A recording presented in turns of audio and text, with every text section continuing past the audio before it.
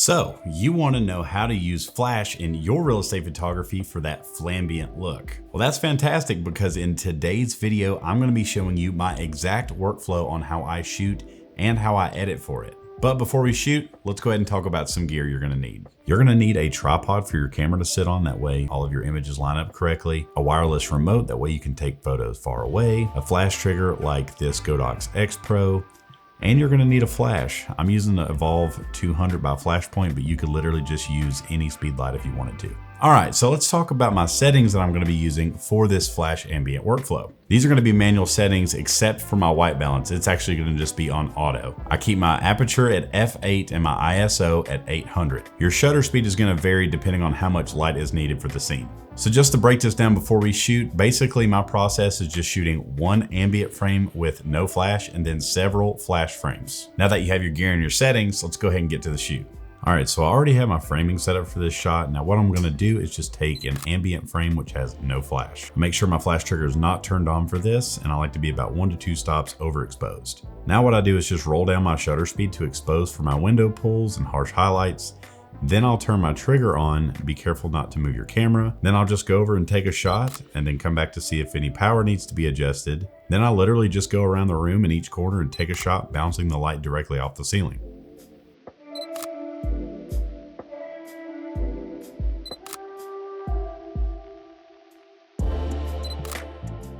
That's it.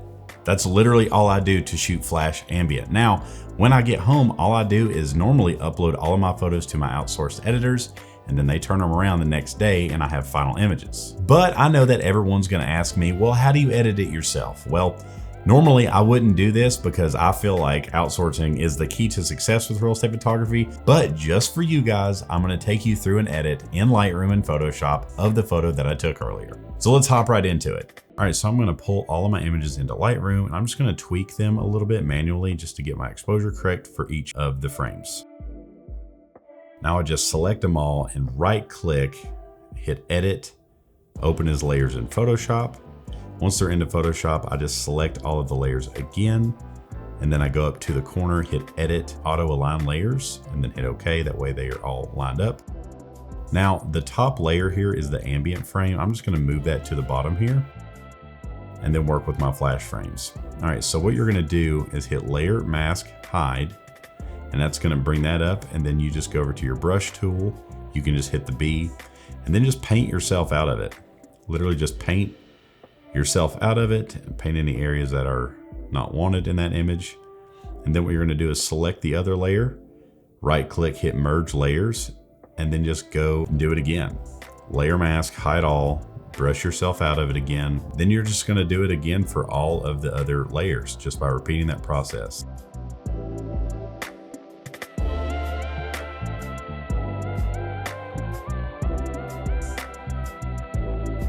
And then finally, you're gonna be left with a flash layer and then your ambient layer on the bottom. Now I do move my ambient layer back up and I'm gonna turn it to luminosity mode. That's gonna get rid of the color casts. So what you can do here is just take your opacity down to about 40 or 50%, and you could literally just stop right there, and that's a pretty good looking image. But if you wanted to blend your ambient layer in manually, all you have to do is just repeat that one step and brush it all in like that. And then finally, you're just gonna merge all of the layers and then hit Control S. That way it sends it back to Lightroom, which then you can make the final touches to your images. That way you have a final image that looks like this. Guys, I hope you enjoyed this video. If you want to learn more about real estate photography and videography, consider subscribing. You don't have to. Look, I'm not gonna hold you down and beat you if you don't, but it'd be really cool if you did, and that helps support the channel. That's all I have for now. I'll see you in the next one.